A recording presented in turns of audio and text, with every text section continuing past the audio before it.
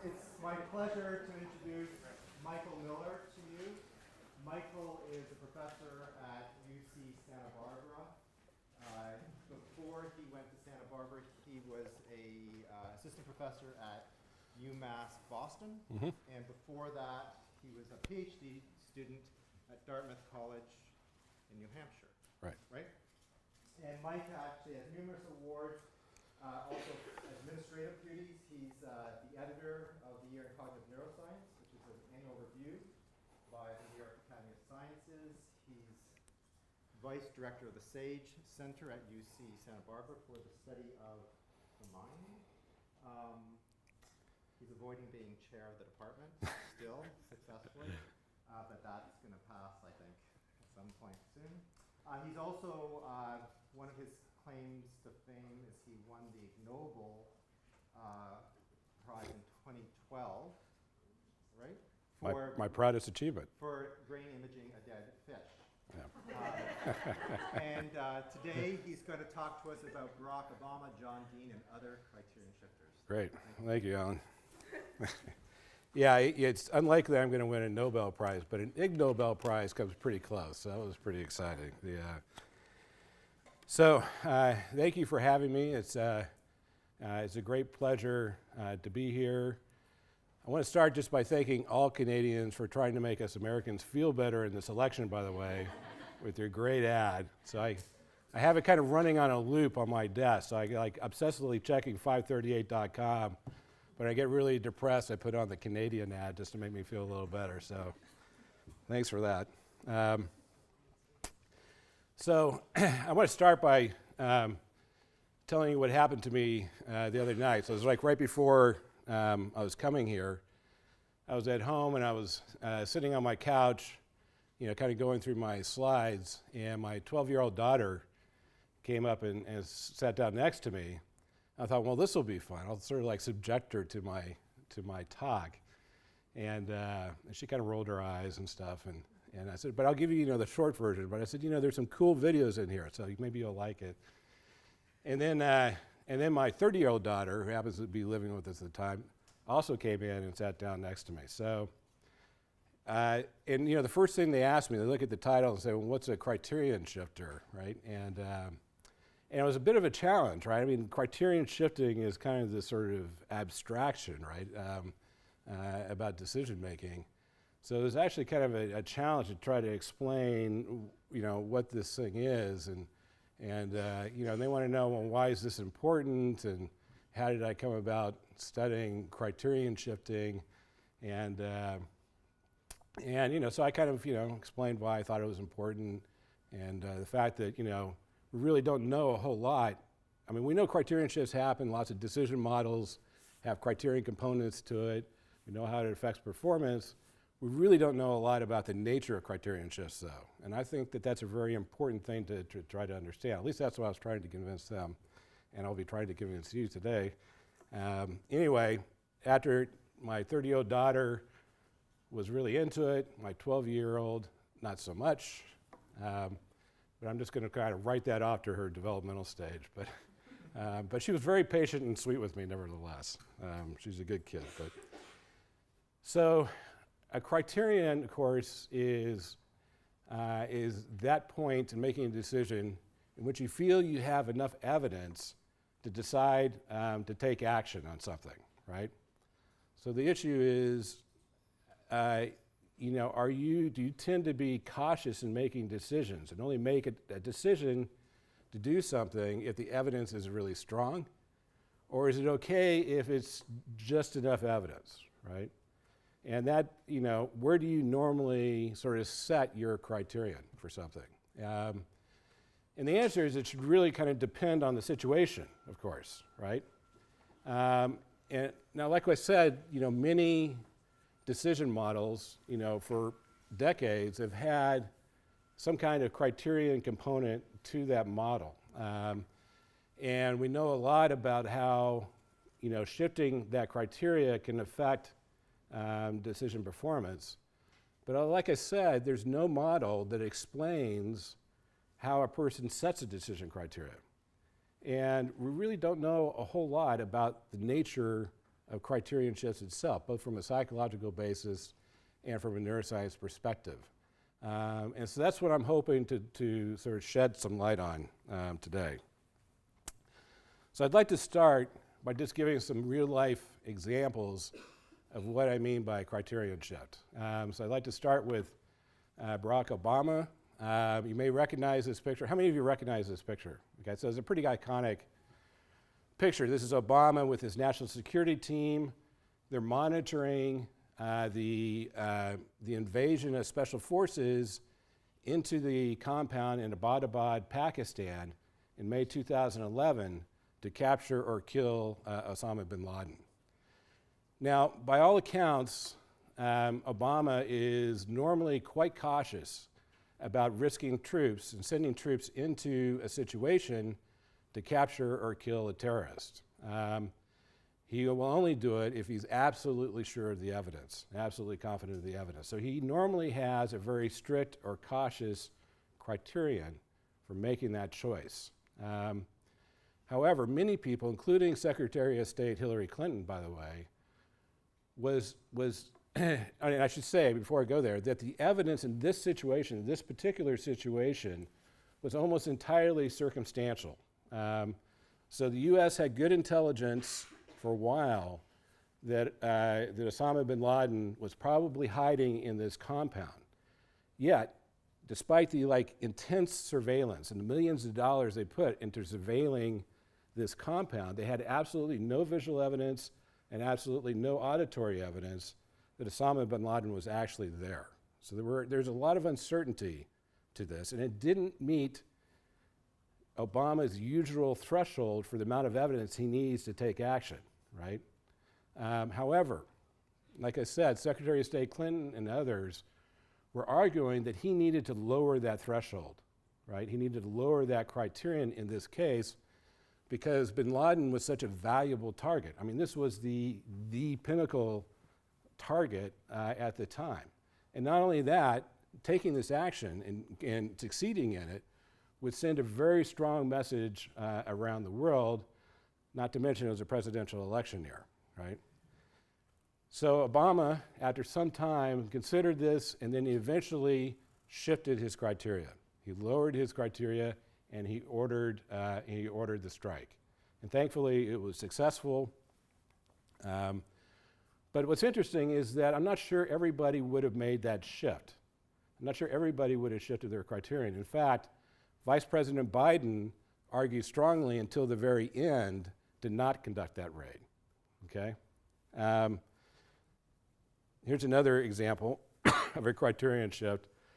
So this is a radiologist, it's a random radiologist. She's studying a mammogram and inspecting it for abnormal tissue. Now this is a notoriously tough task because the breast tissue is very fibrous. It's very hard to distinguish abnormal tissue from normal tissue.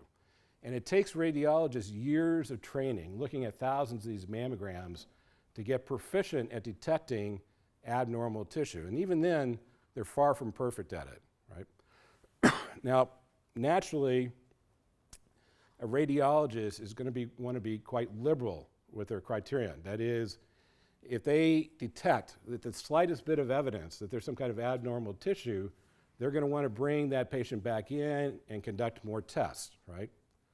However, doing that, bringing patients back in for more tests is expensive and it's potentially dangerous, right? So there's a cost to it. And hospitals become very concerned about the recall rate of bringing these patients back in. So they tried to establish a lower recall rate than what an extremely liberal criterion might do. And so basically, and they're trying to implement this with their radiologists. They want their radiologists to sort of aim, excuse me, I'm fighting a cough here, but they want to aim for a certain recall rate, to be more strict with their criteria. And it turns out that some radiologists are pretty good at adapting their criteria to that point, and others are not. They can be all over the place. Now, a lot of the decisions that we are interested in are decisions that have to do with memory evidence, right? So how strong does a memory need to be for you to decide that something really occurred, right? Does that memory need to be clear and vivid, or will just a simple sense of familiarity do? Am I doing something wrong here? Oh, thank you. Yeah, thanks. Appreciate it.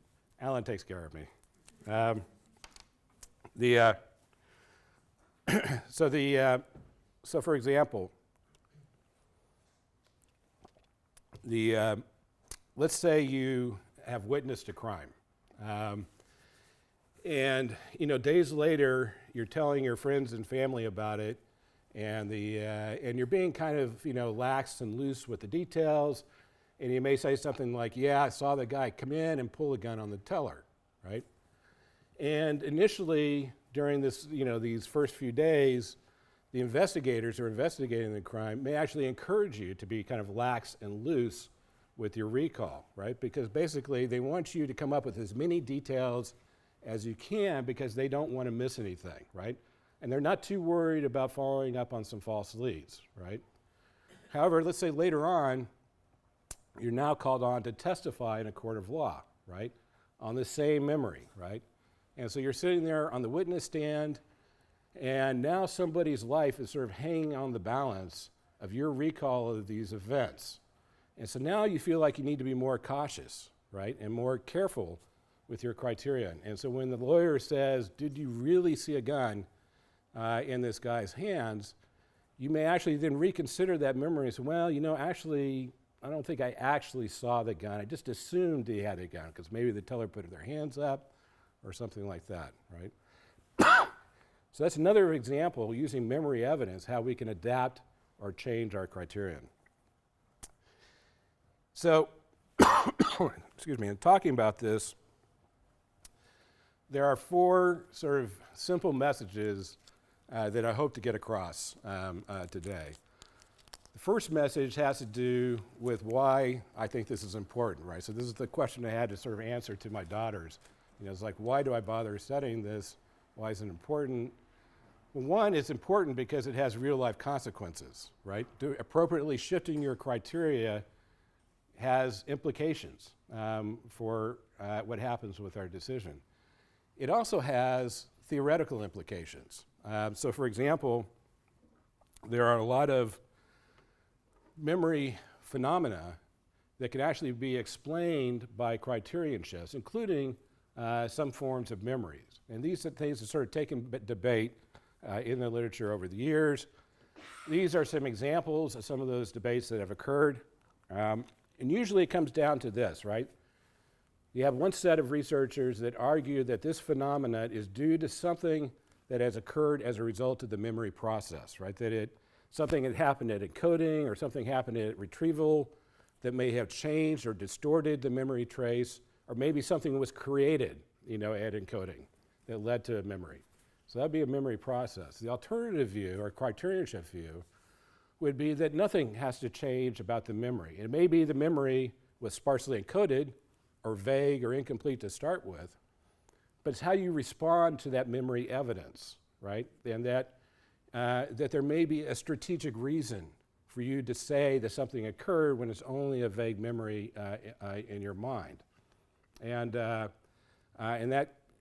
could be a completely different explanation that has nothing to do with encoding or retrieval of the memory, but has to do with the decision process on top of it. So just to give an example, we'll talk about the DRM paradigm, which is something I worked on as a graduate student, and I'll use this as an example. So how many of you are familiar with this DRM paradigm? Okay. So it's a real simple paradigm. It's meant to create false memories. It's hugely popular in the memory literature. Basically, what you do is you have subjects study lists of words like hill, valley, climb, summit, top, molehill. All these words are related to a word that's not presented, like mountain, okay? Those are called critical lures because they're not presented in the study list, but the study lists are all made of associates from that word. During a test later on, let's say a recognition test later on, you're given some words and you have to make an old new judgment, right? Did you see this in the study session or not? that test can consist of some of these studied words, studied list words that were presented. It can also include, some of these critical lures that were not presented, and it's also going to include some unrelated words, words that are not related to any of the study lists that were also not presented, okay? So now we can kind of model this in different ways. This is using a signal detection method to model the effect. And what you have here is you have a strength of memory evidence line, right? You have a distribution of new items, these unrelated items that were not presented. You have another distribution of the old items, the studied list items. The studied list items are going to benefit from their presentation in the strengthening of the memory for those words, right? So they're going to be further down this line of memory strength. The separation of these two demonstrations is sort of a measure of how well you can discriminate these old studied words from these new unrelated words, right? And the further apart, the more accurate you are. And this shows a pretty good distance, and you can measure that with D prime, which is like the distance between the means of the two. Now, at some point along this, if you have to make a decision about whether the word is old or new, you have to sort of set a criterion point, right? At what point along the strength of memory evidence line are you going to make a judgment of whether it actually was old or new, right? If the word seems, if the evidence seems strong enough and goes past this criterion, you say old to. If it doesn't, you're going to say new to, okay? This particular criterion point is right in between the two distributions. This is what we call the 0 point in criteria. It's perfectly unbalanced. You're just as likely to say old as you are new, right? This is typically how people will respond if there's a 50-50 chance of the word being old or new. Now this is going to produce, with this criterion, it's going to produce a hit rate for these studied items of, let's say, 0.88. It's going to produce a false alarm rate for the unrelated words at 0.11. Now here's where the magic comes in, right? So the presentation of these studied list words that are all related to words like mountain and window and needle not only strengthen their own sort of sense of familiarity to the words, they also, according to this model, strengthen the memory of these critical lures just by their association, right? And if you were to map on, based on the false alarm rate of these critical lures, that distribution would be almost completely overlapping with the studied words that the related words that they studied, right? In other words, somehow, even though this word was not presented through some kind of implicit association process, or maybe even explicitly, the memory strength of these things got increased. And this is called associative activation during encoding. And if this is the case, it's clearly a memory process, right? It's something that's happened during encoding. That's all well and good, and that's sort of the prevailing view of the DRM paradigm then. It's actually the prevailing view of the DRM paradigm now. However, there's something that always bothered me about this paradigm, and that is this. If you look at it carefully, with just these conditions that they use, which is what they typically use, the studied list words, the study-related list words, are always presented, and they're never not presented, right? The unrelated words that have no relationship to these lists are never presented, and they're always not presented. You see where I'm going? So what does that mean? Well, it means you don't even have to consider, in making this choice, you don't even have to consider whether the word was actually presented in the study session or not. All you have to do is think about whether that word is related to any of the study lists that you encountered, right? I mean, people have sort of a good gist knowledge. They know they studied a bunch of hill-like words. They know they studied a bunch of window-like words or a bunch of sewing words. And they don't have to try to make a judgment about that particular word. They just have to decide, is this word related to one of those study lists or not? And if you do that, you can get these kinds of values in hit rates and false alarm rates, including the false alarm rate for the critical lure, which is obviously strongly related. And in essence, that's what a criterion shift is. And so we had a very different take. Mike, can I ask you a quick question? Yeah. So are you saying there is actually no memory in that? Is that what you're trying to say? I mean, sorry, that's what I heard you say? If I'm going to say that. I haven't gotten there yet. So, according to the Roediger and McDermott, there is a memory there. Okay, I'm saying you don't have to invoke it. You don't have to invoke any kind of special activation or memory in order to explain the same performance on that test. You can do it simply through criterion shifts. So this is how it would work. And in order to really do this right, you have to include all the conditions. You have to have studied items that are actually not presented occasionally. You also have to have unrelated items that are occasionally presented. When you do that, the actual D prime is around 1.5, okay? So it's actually a more difficult task than a 2.4 D prime would suggest, regardless. But what we're suggesting is happening is that people have two different criteria in making this judgment.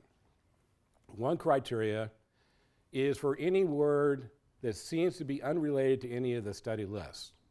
If that seems to be the case, they're going to use a very conservative criteria, right? It's going to be moved over to the right, which means you need much more memory strength evidence before you endorse it, okay? That's going to lead for the unrelated items, which are going to have a higher probability of triggering that criteria, to lead to a false alarm rate of 0.11. The second criteria is going to be for words that seem related to one of the study lists, right? If you do that, you're going to have a much more liberal criteria. You're going to be much more lax about those words. And so in that case, it doesn't take a whole lot of familiarity for you to say, oh yeah, that must have been on that list, right? And that will lead to a false alarm rate of 0.81 for the critical lures, because they have a really high probability of triggering that lax criteria, right? So you can use this model and it will predict exactly the same data as the memory model will, right? So we got two different models. Now we wrote at the time, this is what we wrote in the paper, that a criterion shift is something that happens at retrieval, but is more of a decision process than a retrieval process per se. We believe that many people would be surprised and a bit disappointed to learn that some forms of false memories result from criterion shifts. Now, I was a grad student at the time. This explanation or framing didn't go over well in some households. Roediger and McDermott wrote an accompanying piece. By the way, Roediger wrote me a personal letter in which he said, you may be friends with Roediger. I have nothing against it, but I was a little intimidated as a grad student. So he wrote me a letter saying signal detection doesn't have any business in memory research. I'm wrong on every account. Maybe I should think about a different line of research, right? So I was a little, that hurt a bit. Anyway, yeah, I got over it. So this is what they wrote in an accompanying piece. He wrote, they present evidence that requires this interpretation. They present no evidence that requires this interpretation, however, and we discussed several reasons why their account is implausible. For example, even when fully informed subjects are asked to use a very strict criteria in responding, the false recognition phenomenon persists at high levels. Now, some of the things that they say were implausible turned out later to be quite plausible. So for example, they claim that people do not make trial-by-trial criterion shifts on a test. It's been shown later that people will make trial-by-trial criterion shifts under the right conditions. But this last thing actually was a really good point, that if this is a criterion shift, right, a strategic kind of way to respond to the words, then simply warning the subjects to not do that should have a big effect on the false alarm rate. And it was actually something I didn't consider when we first wrote this up. Now, Roediger, David Gallo, and others actually tried this, and what they would do is they would warn subjects that you got these critical lures, and they explain what a critical lure is, and they say you've got to be very careful not to false alarm to these critical lures. And what they found is it had no effect on the false alarm rate. You would still get a false alarm rate of about 70%. So in their mind, that excluded the criterion shift as an explanation. However, that's not the criteria that we say that people are using, right? It turns out it's really hard to distinguish a critical lure like mountain from all the other words that are in that list, right? Hill, valley, molehill, summit. Well, what's the critical lure, right? It's really, really difficult to make that judgment. And if that judgment is difficult, it's not going to have any effect on their bias, as well as I'll show you later. So we instead suggested something else. It has to be, the warning has to be careful for any word that's related to one of the study list items. And so we carried out that experiment. Subjects came in, they studied the list words, and then they had 2 different tests, okay? In the first case, first group of subjects, there was no difference between the tests. They didn't get any kind of warnings in either test. And we found sort of the typical false alarm rate for the critical lures at around 0.76 to 0.79, right? All well and good. Then we used their warning about the critical lure. Be careful about critical lures. Again, no difference, just like what they found, right? The false alarm rate was exactly the same. But this is what happened when we gave them our warning, to be careful about responding to any word that's related to one of those lists. The false alarm rate went from 0.77 to 0.46. It's a really significant effect. As a matter of fact, I would argue that this is one of the bigger effects you can find in the DRM literature, effects on that false alarm rate, right? Now, yes? I think I'm just being an idiot, but I don't really understand the difference between the 2 warnings that you're talking about. Right. The warning and the warning. So the first warning about critical lures is, look, there's going to be words like mountain, sleep, that are critical lures, that are special from the other words that are related to it. We still want you to, we want you to focus in on the critical lure. So basically you have to identify what a critical lure is, and then you have to be careful about that, right? So and that's a hard thing to do, right? And because it's a hard thing to do, it's really hard to move subjects' bias on that criteria. What we're saying is not only be careful with those words, but be careful with all the words that are related to this study list. So be careful when you respond to hill, right? Be careful when you respond to valley. Make absolutely sure that you saw that on the list, because a lot of these words are not going to be presented, and it's going to trip you up. So the idea is that with their warning, the subjects weren't figuring out when to be careful? So Yeah, exactly. They didn't know when to be careful and when not to be careful, and so, saying be careful. right. And in order to get a criterion shift, as I'll show later, you have to be very explicit about it, and they have to know what those boundary conditions are. Because if they do, they're not going to bother to do it. Because basically it's an extra step in the process that you're asking them to do. Right? And so that's the difference. Now, the false alarm didn't go away. Like, we didn't completely eliminate false alarms through the critical lures. From a criterion shift perspective, there are reasons for that, and hopefully some of those reasons will become obvious later. But it could also be a case that this is a combination of effects, right? There could be some memory effect, some implicit activations that are going on, and there could be a criterion effect. And there's no reason to assume that both of these things can occur, right? But I do think that the evidence shows that at least a good portion of this false alarm rate is due to a criterion shift, right? So just trying to show that it can play a process. So that's some data that sort of backs it up. And now I want to give sort of an anecdote that I think illustrates this, particularly having to do with the warning. I mean, the warning is a great tool, a great way to manipulate somebody's criterion. And it's also a great way to sort of check on the true nature of a memory, right? And this is what investigators use this method, and is to, are you really sure that that's what you recall? So to give an example, I'm going to show some video footage of John Dean's testimony and the criterion shift that he went through. So he's my favorite criterion shifter. So John Dean, okay, how many of you know who John Dean is? Okay, it's definitely like a generational split here, but so John Dean was special counsel to President Nixon. You know who President Nixon was, right? Yeah. Yeah. So John Dean was special counsel to President Nixon. Nixon, of course, was involved in this Watergate scandal where some burglars broke into the Democratic National Convention. Presidents don't have to do that anymore. We just have the Russians do that now. But yeah, they got caught. as well as two other guys, Gordon Liddy and Howard Hunt, who were not working directly for the White House, but sort of indirectly. Anyway, it was a huge scandal. Nixon and his associates, including Dean, went to a lot of work and trouble and money to try to hide the connection between the White House and these burglars. And of course, we all know what happened eventually. That all became public.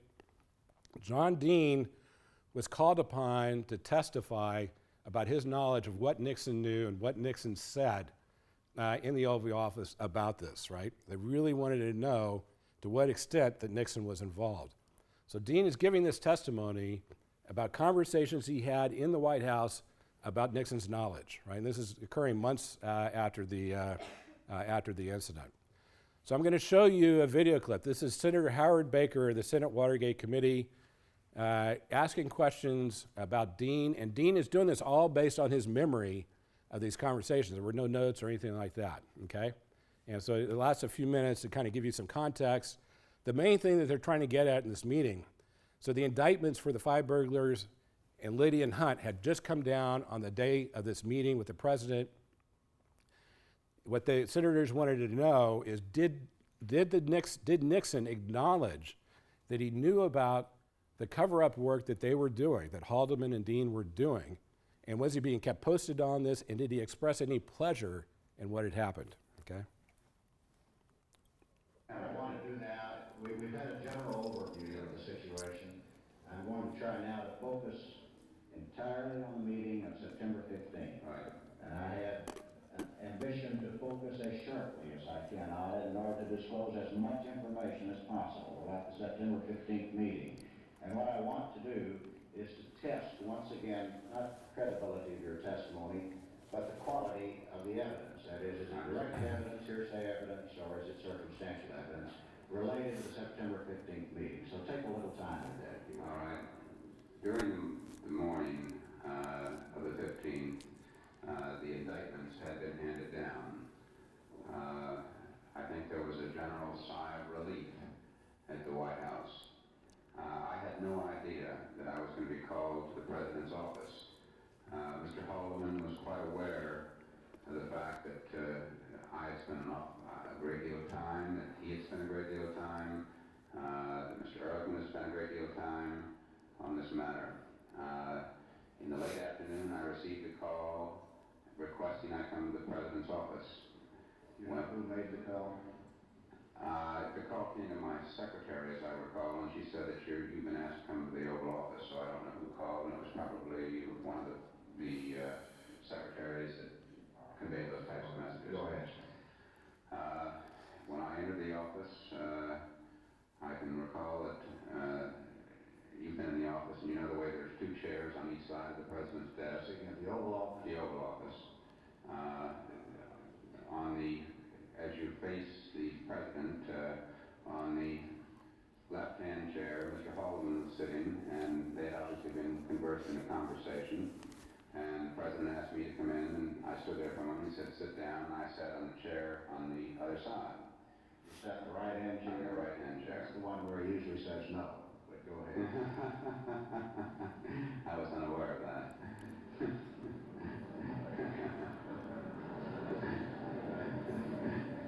Go ahead. All right. As I tried to describe in my statement, the reception was very warm and very cordial. There was some preliminary pleasantries, and then the next thing that I recall the President very clearly saying to me is that he had been told by Mr. Haldeman that he had been kept posted or made aware of my handling of the various aspects of the Watergate case, and the fact that the case, the indictments had now been handed down. No one in the White House had been indicted. They stopped at Liddy. Stop. Okay, so at the time that Dean gave this testimony, nobody knew. Actually, Dean, I think, had it sort of an inkling, but nobody else knew that the actual testimony about these conversations that he's testifying about in such great detail were actually being secretly recorded, right?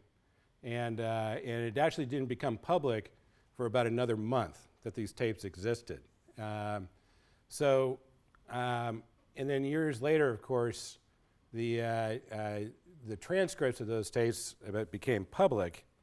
And it was just a huge opportunity for a enterprising psychologist like Ulrich Neisser to sort of compare these detailed recollections that Dean gave in testimony on video in front of everybody with the transcripts of the actual meetings themselves, right? It's like having a time machine and going back and checking the veracity of somebody's memory.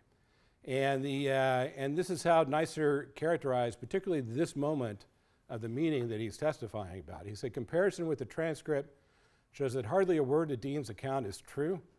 Nixon did not say any of the things attributed to him here. He didn't ask Dean to sit down. He didn't say Haldeman had kept him posted. He didn't say Dean had done a good job, at least not in that part of the conversation. He didn't say anything about Lydia or the indictments.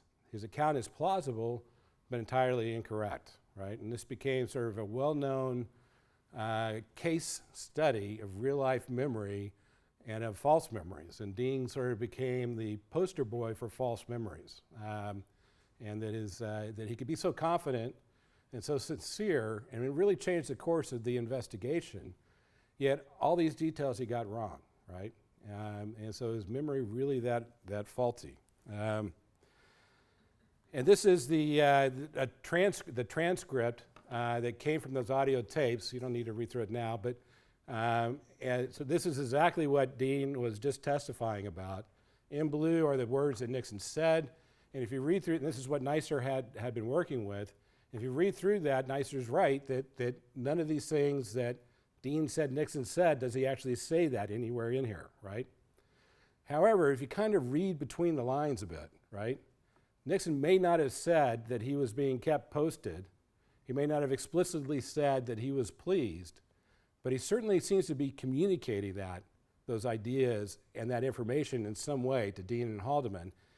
And now we actually have the audio tapes of this, right? So I got the audio tape from the Nixon Library of all places, and when you hear the audio overlaid over this transcript, you get kind of a different sense of what is being communicated. Now it's a little garbled, but hopefully you can make it out.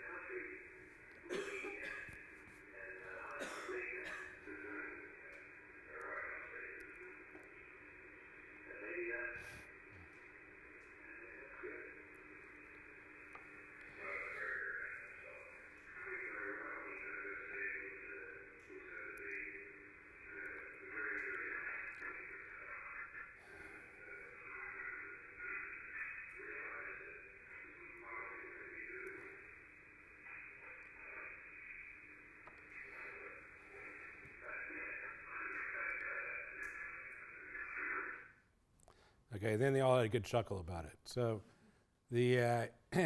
so I think what is shown here is that even though Nixon didn't explicitly say these things to Dean, he was certainly communicating it in nonverbal ways, right? We don't even have audio. I mean, there may be gestures and other things that go along with what he was trying to get across to Dean and Haldeman at this point.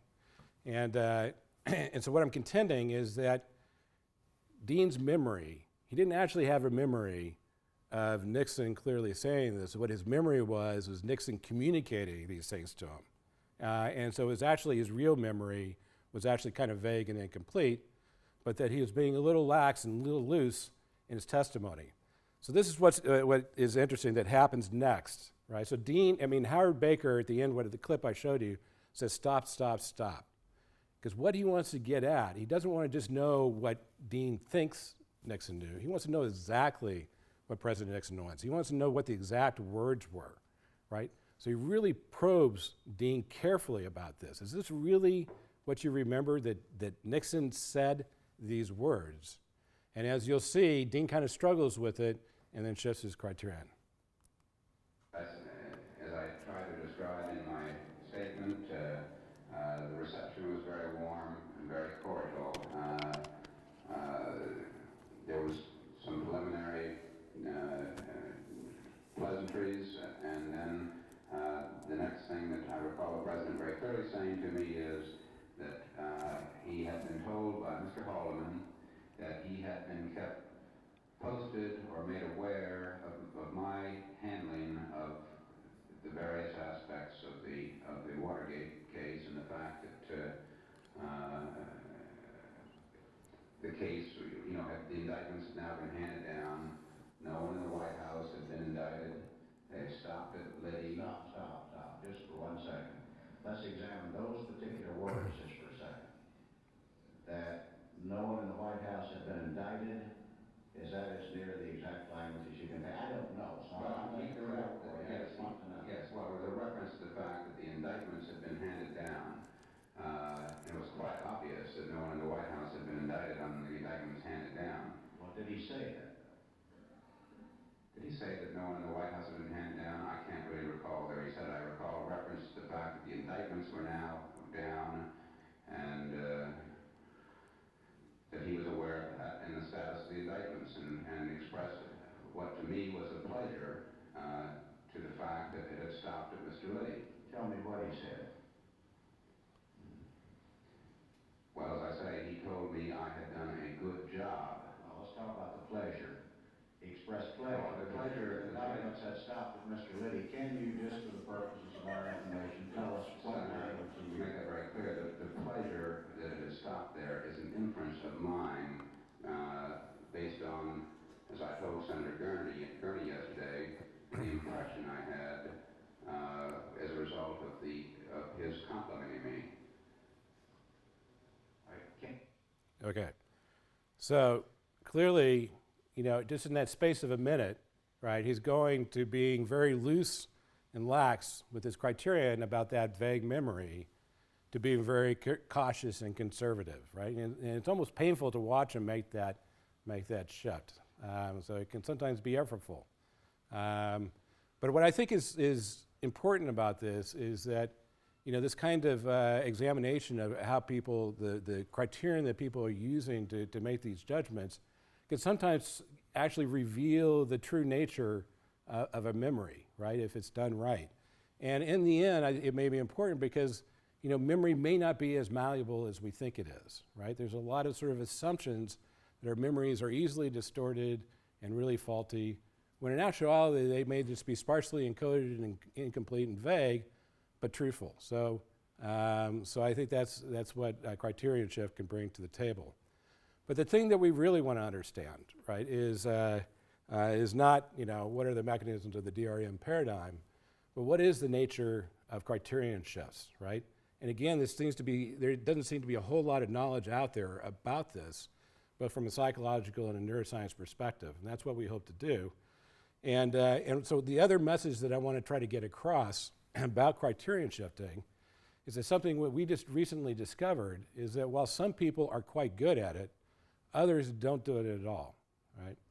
And we found this in a large-scale study. We call this the officer study because about 2/3 of the subjects were combat experienced officers from the Army, and I won't get into why that is, but it was a large sample of subjects. They were all scanned in the MR while they carried out the task. They did 2 different types of recognition tests. They did one for words, so they studied a bunch of words before they got in the scanner, and they did one for faces. They studied a bunch of faces before they went into the scanner. Once in the scanner, they were just doing an old new recognition test, and they were given 2 different criterion conditions, okay? In one condition, it's a high target probability condition. They were told and cued that 70% of the items that they see are going to be old items, right? This is going to cause people to be liberal in their criteria, right? They're going to expect the items to be old. They're going to bias their response to be old, right? And that can be easily measured. The other condition is the conservative condition, in which now they're told that you have a low target probability. So only 30% of the items are going to be old. In this case, they're going to be expecting new items, and they're going to bias their response that way. It's a very well-known, easily to implement criteria manipulations. These are the results. So on the right shows a D prime, like how good their memory is. The red represents the conservative condition. The green represents the liberal condition. As you expect, their memory accuracy is the same for both conditions. It doesn't affect memory performance, but it does affect, as you would expect, the criterion value, right? So a conservative criterion, when it goes to the right of the sort of standardized measure, it's going to become more positive. When it goes to the left, it's going to become more negative, right? So the manipulation worked quite well for these subjects. This is another view of that group average just for the words, showing the same thing I just showed you, but now it has this blue line, right? The blue line represents the optimal criteria, right?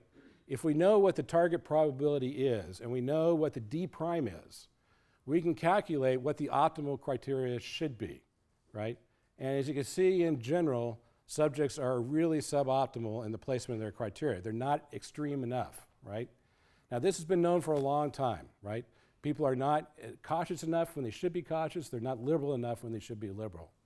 Now, there have been all sorts of hypotheses about why that might be. Is it probability matching? Is it inaccurate sort of estimation of the shape of the distributions, and so on and so forth? But we think that there's actually a simpler sort of explanation.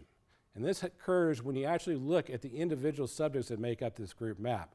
So this is all 95 subjects, right? So each red and green bar represents one subject. We have them ordered from the highest shifters on the left to the lowest shifters on the right. And when you actually look at the highest shifters, they're actually quite good and quite optimal in shifting their criteria, right? When you go to the far right and to the lowest shifters, they're not shifting at all, right? They're just unmoved. And it doesn't matter where you got this one person that's actually extremely cautious and conservative, but they don't move away from that in the liberal condition. And you got some that are liberal responders that don't move the other way, right? And so they don't shift at all. And what's interesting is that this is a very stable kind of measure. This is the performance for both the words and the faces. They're ordered by the same subjects. When you correlate the criterion shifting between words and faces, it's quite high.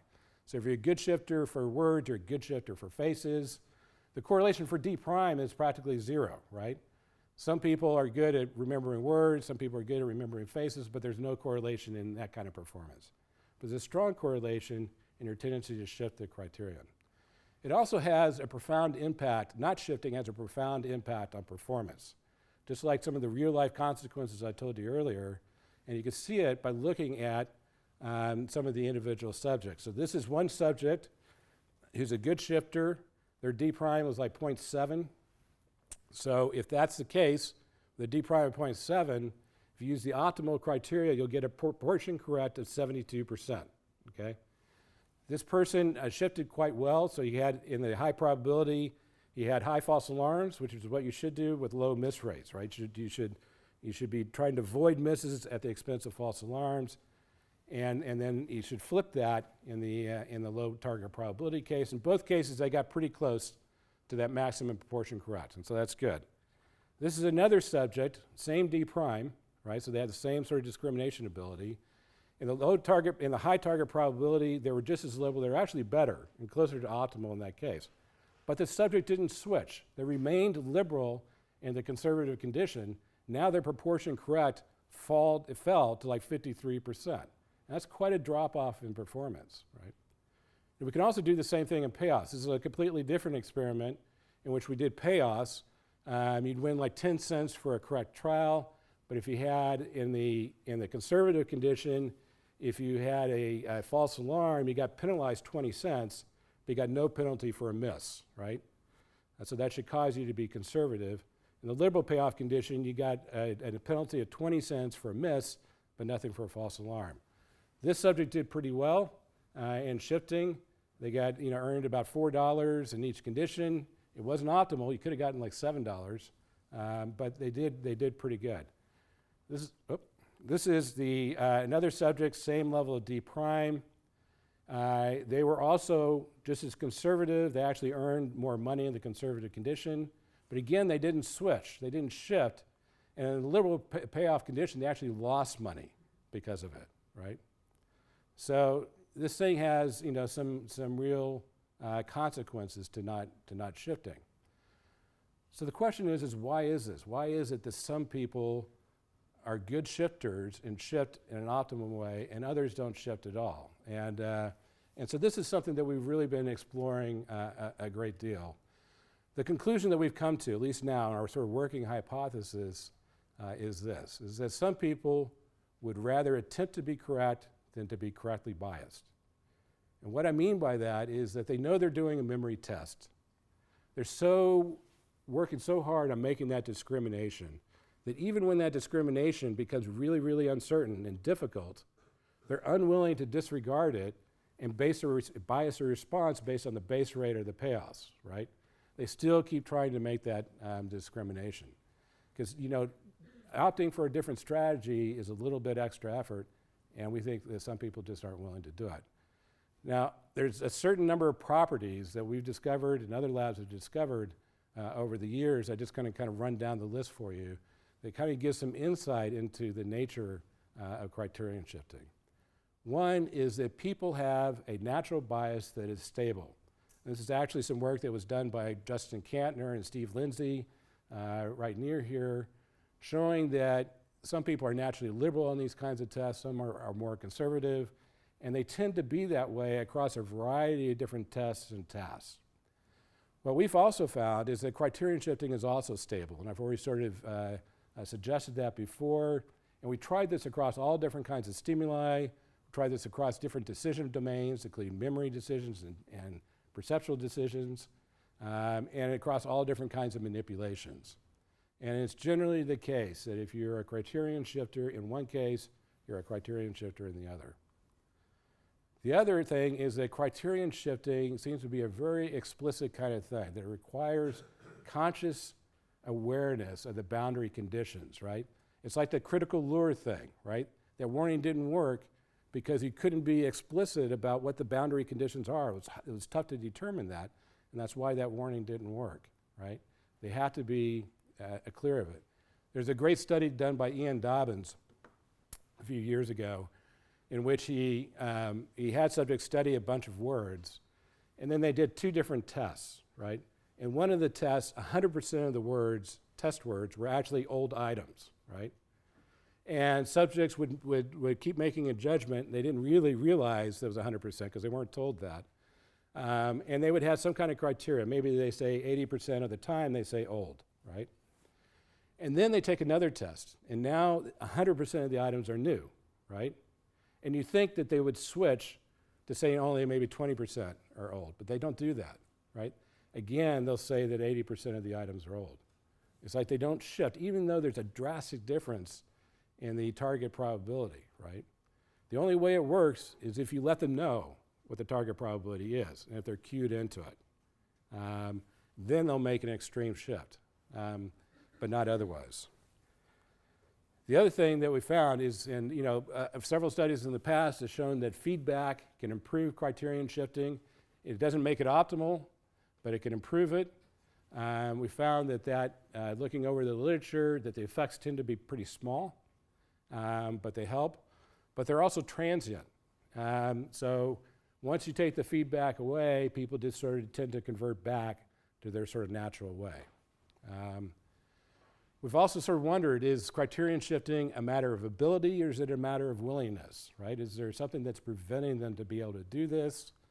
We've done a gazillion tests to look to see what's related to criterion shifting.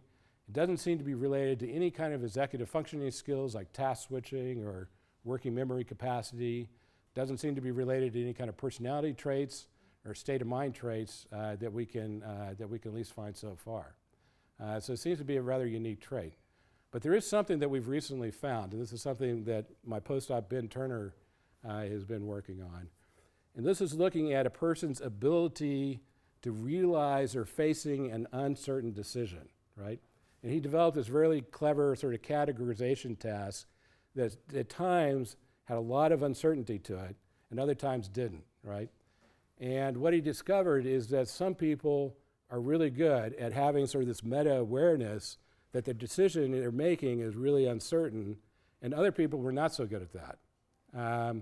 And what we found is that that is related to criterion shifting, right? That the people who are good at realizing they're facing an uncertain decision are ones who tend to shift their criterion more, right? So we think that there are sort of two components to this. One is you have to have some kind of awareness, meta-awareness, that what you're facing, the decision you're facing is uncertain.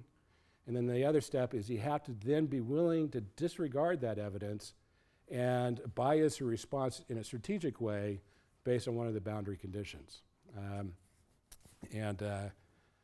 So at least behaviorally, this seems to be some insight into the nature of the criterion shifts.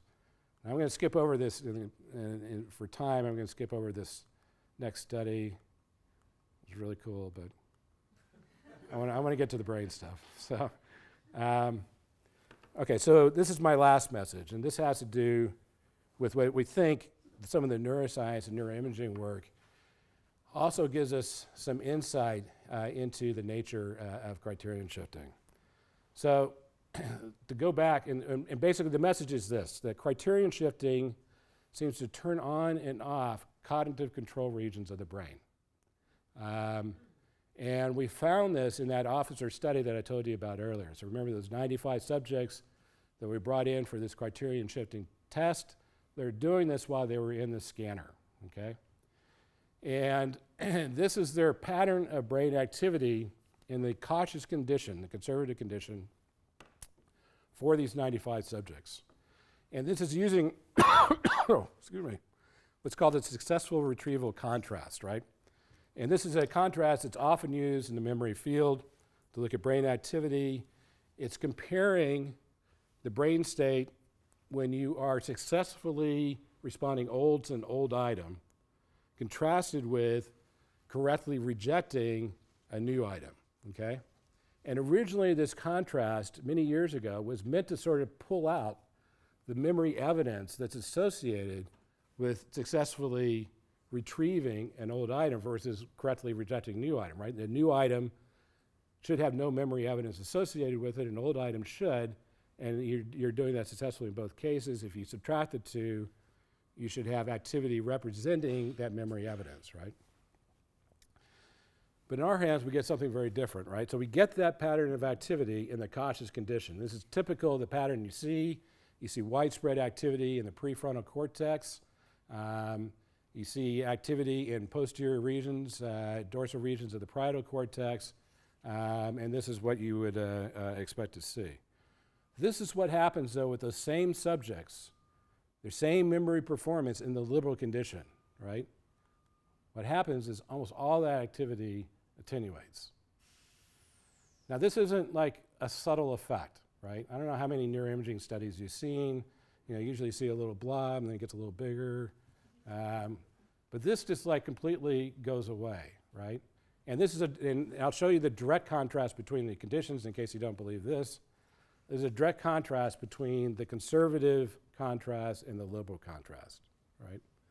So it's almost as if all this activity can kind of be explained by just a shift in this criteria, becoming more cautious and less cautious. Yes? So I guess the number of trials is different for the two conditions, right? Yes. So I guess in a cautious condition, there'll be more right hits. So there'll be a larger amount of trials.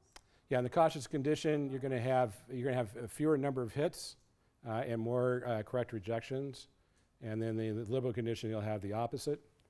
And but that's a good point. Bias your results towards this. Right. So I'm going to kind of get to that's a good point. And so I'm going to kind of get to that. I don't know if this is what you're driving at.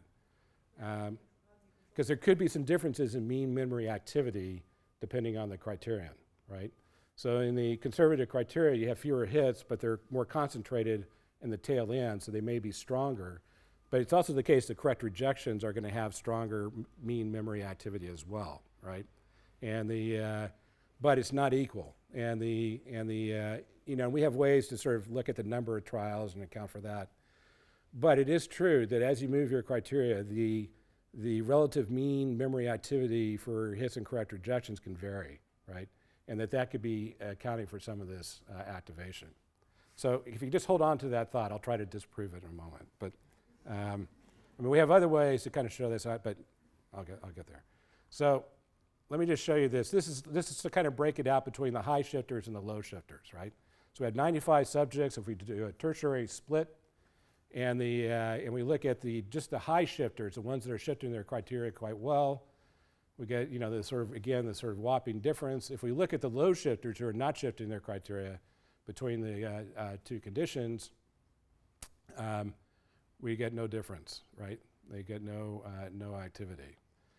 So back to your point, right? So basically our hypothesis here, before I get to that, is that what we think is happening is that what this is showing is as people are getting more cautious to respond, all these sort of cognitive control regions seem to be coming online. And it's true not only for the conservative condition, even if you look at the liberal condition, and you look at it an individual by individual basis in a liberal condition, you see that same relationship, right? The more conservative the person is, even though they're not shifting, the more activity they get in these cognitive control regions. So what we think is going on is that the more cautious an individual is to respond to old. Now, familiarity, right, is a very sort of automatic, potent kind of thing, right? And even new items can have some familiarity to it. But when you're being cautious to respond to old, it's almost as if you're having to put the brakes on, right? You're engaging these sort of cognitive control regions. You're holding yourself back, right? But when you're being lax or liberal, it's almost like taking your foot off the brakes, right? You don't have to be cautious about saying old. You're just going to say old to anything that seems the slightest bit familiar, right? And so we think that that's why we're getting this difference. But like you said, and people have argued, that there could still be some mean memory activity that could be contributing to the differences that we see. So we orthogonalized that in this next study. So there's a few things that are different. First of all, we didn't use target probability as our criterion manipulation. Instead, we used a payoff matrix, right? So like what I talked about before, we had penalties for false alarms in the conservative condition, penalties for misses in the liberal condition. But otherwise, there's a 50-50 chance of it being a target or a distractor. The other thing is we also, on top of that, and the stimuli were different too. So instead of words or faces, we use these complex scenes. And then we had a memory manipulation on top of it, right? So we had a low D prime condition in which they only studied the scene once, and then we had a moderate D prime condition in which they studied the scenes like 6 times, okay? So the question is could we look at the difference in memory strength and see whether that accounts for any of the activity that we're seeing as well?